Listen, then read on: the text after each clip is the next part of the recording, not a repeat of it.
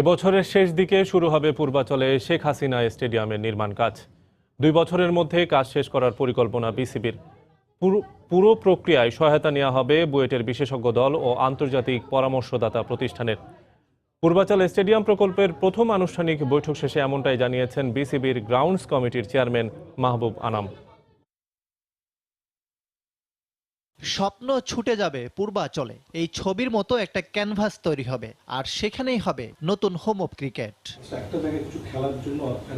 বিশাল একটা প্রকল্প, পরিকল্পনা আর বাস্তবায়নের প্রস্তুতি চলছে একসঙ্গে। প্রথমবারের মতো আনুষ্ঠানিক বৈঠকে বসেছিলেন কর্তারা, তাতে যুক্ত হয়েছে কিছু ভাবনা, ঠিক হয়েছে কাজের নানা পরিকল্পনা। কি প্রক্রিয়ায় পুরো কাজটি সম্পন্ন হবে সেটিও জানালেন এই বিসিবি কর্তা। ইঞ্জিনিয়ারিং ইউনিভার্সিটি থেকে প্রতিনিধি নেব এবং আমাদের লিগ্যাল এবং আমাদের যারা অডিট করে থাকেন তাদের থেকে প্রতিনিধি নিয়ে কাজটা সামনে দিকে অগ্রসর হব। মাঠটি প্রোটেক্ট করা এবং এখানে একটা সাইট অফিস করা এবং অন্যান্য যে পরিকল্পনাগুলো রয়েছে সেগুলো আমরা সামনে দিকে আগাবো।